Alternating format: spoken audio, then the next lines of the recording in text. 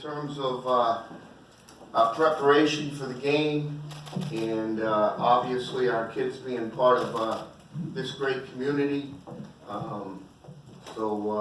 You know, with that being said, we're excited about our opponent, obviously, excited to be here, and looking forward to the challenge. If you raise your hand, we'll get a mic to you for questions. Start. Front row, second row left. Right.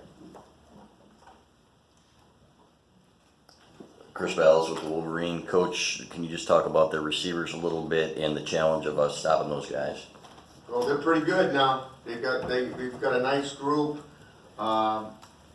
You know, it sounds like Devontae Smith is back at practice, so that just enhances their ability to get down the field. Jerry Judy, obviously, Bolitnikoff winner a year ago. Ruggs, Waddle, and Michi with some of the injuries that they've dealt with, has made a name for himself as a young guy as well. So we understand the challenge that's in front of us. We're confident in our ability. You know, we'll have to, you know, you're not going to beat them one way. You're going to have to play a number of different coverages. And, you know, we're confident in our ability to do that. Couple rows back, still on the right. Aaron Suttles, The Athletic. When you look at Mac Jones, their quarterback, how does he change their offense? How do they look different other than Tua? To be quite honest, I don't think they've changed all that much. I think they've stayed systematically right on track to where they want to be.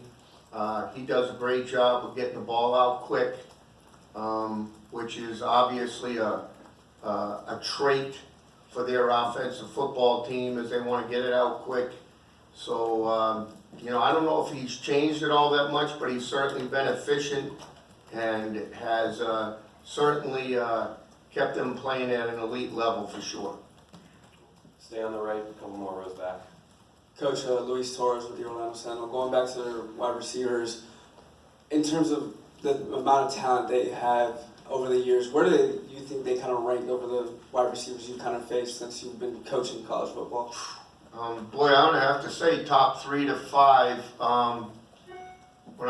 One year at BC, we had Sammy Watkins and company when we faced Clemson, and you know, I would think this group might have some similar traits, but the bottom line is when you have 4 of them, that makes it a significant challenge, because you gotta be strong at all your defensive back positions, and your linebackers got to be in sync in the coverages that we'll utilize. So this is probably the deepest group across the board, but you know, seen individual talent like these guys in the past.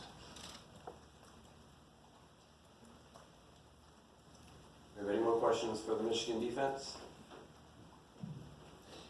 Over on the left.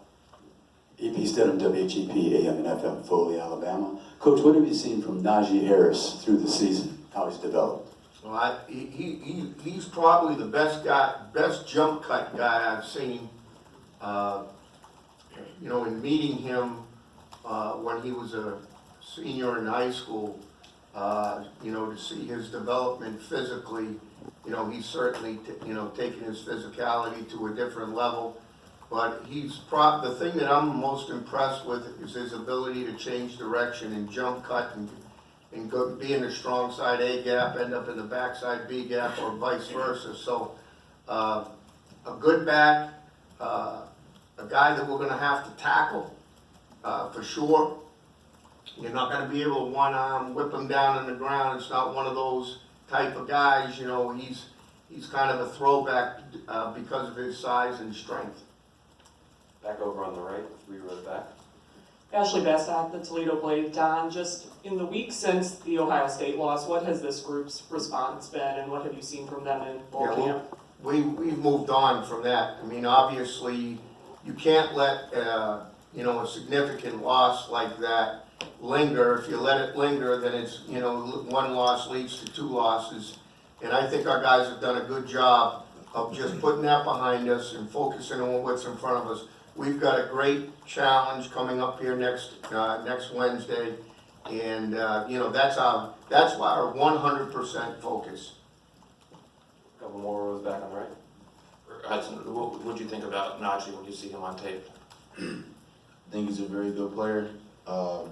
Just like Coach Brown, I knew him from recruiting his senior year when he came to Michigan for his official visit. But I really think he's a good player. I really think he has speed, he has power, and he has a really good jump cut.